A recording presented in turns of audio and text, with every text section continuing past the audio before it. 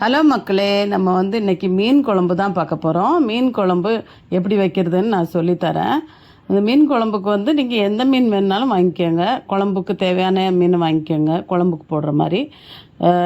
நான் வாங்கியிருக்கிற மீன் இந்த பாறைன்னு சொல்லுவாங்க இல்லையா, அந்த மீன் அதுதான் வாங்கியிருக்கேன். அதை நான் இப்போ எப்படி குழம்பு வைக்கிறதுன்னு காட்டுறேன். இதுக்கு நீங்கள் நிறைய பொருள் தேவையில்லை, நிறைய டைம் தேவையில்லை, ஈஸியாக வச்சிடலாம். எனக்கெல்லாம் மீன் குழம்புனா ரொம்ப ஈஸியாக தெரியும். நான் எந்த குழம்பு வைக்கணும்னு சொன்னாலும் மீன் குழம்பு வச்சிடலாமா அன்னைக்கு அப்படின்றவேன். ரொம்ப டைம் இல்லை, ஒன்றுமே இல்லை அப்படின்னா நான் வைக்கிற குழம்பு மீன் குழம்பாக தான் இருக்கும். மீன் மட்டும் வாங்கிட்டு வந்துட்டால் போதும், 10 நிமிஷத்தில் இந்த குழம்பு ஆகிடும். மசாலா அரைச்சிங்களா, தாளித்து விட்டிங்களா, குழம்பு ரெடி. டேஸ்ட்டாகவும் இருக்கும், ரொம்ப பிடிக்கும் எங்களுக்கு. இப்போ பாருங்கள், அதுக்கு என்னென்ன தேவையான பொருள் நான் சொல்கிறேன். சீரகம் 1 ஸ்பூன் எடுத்துக்கோங்க, மிளகு 1 ஸ்பூன் எடுத்துக்கோங்க, ரொம்ப பெரிய ஸ்பூன் இல்லை, மீடியம் ஸ்பூனு. ஒரு 1/2 ஸ்பூன் பெருஞ்சீரகம் போட்டுக்கோங்க. அதுக்கப்புறமா மஞ்சத்தூள் ஒரு 1/2 ஸ்பூன் போட்டுக்கோங்க. அதுக்கப்புறம் சில்லி பவுடர் போட்டுக்கலாம். சில்லி பவுடர் 2 ஸ்பூன் போடணும். எப்போவுமே சில்லி பவுடருக்கு டபுளாக நம்ம மல்லித்தூள் போடணும்.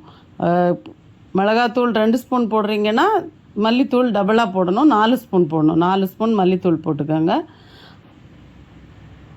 அப்போ இது கூட இனிமேல் தேங்காய் சேர்த்துடலாம். தேங்காய் மட்டும்தான். இவ்வளோ தான் மசாலையே இதுக்கு, வேறு எந்த மசாலையுமே தேவை கிடையாது. இதுக்கு அரைக்கிறதுக்கு நிறைய வசன்னு எந்த மசாலையும் தேவையில்லை. இதை அரைச்சி நம்ம எடுத்து வச்சுக்கலாம்.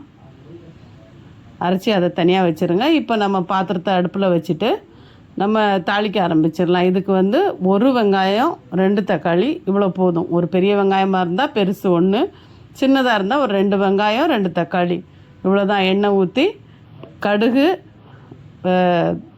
வெந்தயம் போட்டு தாளிக்கணும். வெந்தய வாசம் இதுக்கு ரொம்ப நல்லாயிருக்கும், டேஸ்ட்டாக இருக்கும், வாசமாகவும் இருக்கும். மீன் குழம்புக்கு எப்போவுமே வெந்தயம் நல்லாயிருக்கும். அதனால் கடுகும் வெந்தயமும் போட்டுக்கோங்க, அரை ஸ்பூன். இது லேசாகவே போட்ட உடனே நம்ம வெங்காயம் போட்டுருணும், இல்லைனா ரொம்ப தீஞ்சிரும். கடுகும் நல்லா எண்ணெய் சூடாக இருந்ததுனால டக்கு டக்குன்னு பொரிஞ்சிருச்சு. இப்போ வெங்காயம் போட்டு கொஞ்சம் நேரம் நல்லா வதக்கிக்கோங்க. ரொம்ப வதங்க தேவையில்லை எதுவுமே.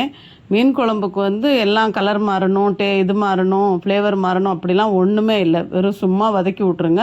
அதுக்கப்புறமா ஒரு பூண்டு, ஒரு 10 பல் பூண்டு, ஒரு 2 பச்சை மிளகா, கொஞ்சம் கருவேப்பிலை, இது கூட போட்டு வதக்கிக்கலாம். இது கூடவே தக்காளியும் போட்டுடலாம். எல்லாமே ஒன்றா போட்டாலும் பிரச்சனை இல்லை. எல்லாத்தையும் ஒன்றா போட்டு நல்லா வதக்கி வச்சுக்கோங்க. ரொம்ப வதங்க தேவையில்லை. தக்காளி கொஞ்சம் இதானாலே போதும், உடனே நம்ம மசாலா போட்டுக்கலாம். இப்போ பாருங்கள், எல்லாமே போட்டுட்டேன்னா இப்போ வெறும் தக்காளி தான் போடணும்.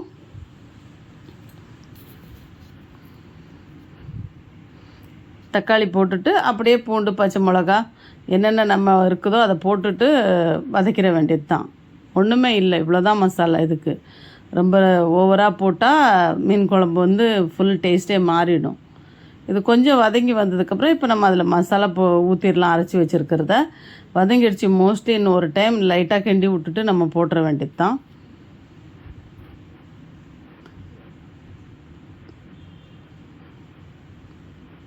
மசாலா நல்லா வதங்கி வந்துருச்சு. இப்போது அந்த நம்ம அரைச்சி வச்சுருக்க மசாலா பூரா போட்டுடலாம்.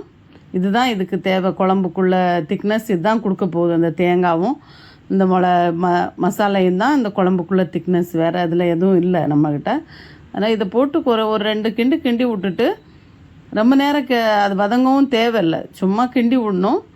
ரொம்ப அந்த மசாலா வாசம் போகணும் அப்படிலாம் ஒன்றுமே தேவையில்லை. நம்ம இன்னும் ஒரு 2 நிமிஷம் கிண்டி விட்டுட்டு அப்படியே நம்ம புளி தண்ணி ஊற்றிக்கலாம். புளி ஒரு எலுமிச்சை சைஸில் எடுத்துக்கலாம். ரொம்ப புளி, யாருக்கு ரொம்ப புளிப்பாக சாப்பிடணுமோ அது அவங்க டேஸ்ட்டுக்கு தகுந்த மாதிரி போட்டுக்கலாம். நான் நிறைய புளி சாப்பிட மாட்டோம் நாங்கள். ஒரு கரெக்டான அளவு நான் எடுத்திருக்கேன். ஒரு எலுமிச்சம்பழம் அளவுக்கு எடுத்து அதை ஊற வச்சுருக்கேன். அது கரைச்சி ஊற்றிக்கலாம்.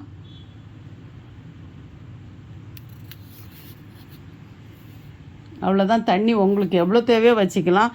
எனக்கு குழம்பு ரொம்ப திக்காக இருந்தால் பிடிக்காது. நான் கொஞ்சம் தண்ணியாக தான் வச்சுருக்கிறேன். ரொம்ப திக்காக நாங்கள் சாப்பிட்றதில்ல.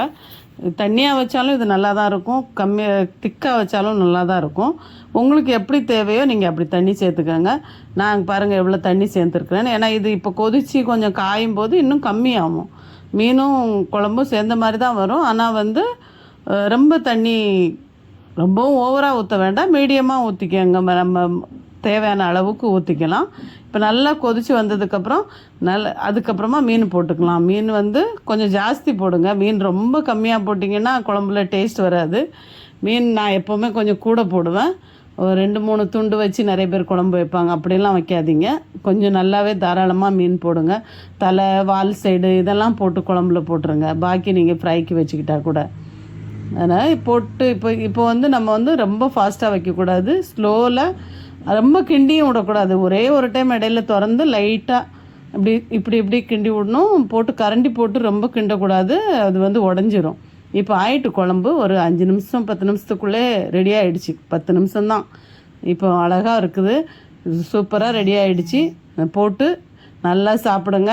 சாப்பிட்டு பார்த்துட்டு எனக்கு இதில் கமெண்ட் பண்ணுங்கள். கண்டிப்பாக இந்த டேஸ்ட்டு நீங்கள் சாப்பிட்ருக்க மாட்டீங்க. இது எங்கள் ஊர் ஸ்டைல் சாப்பாடு. சாப்பிட்டு பார்த்துட்டு நீங்கள் கமெண்ட் பண்ணுங்கள்.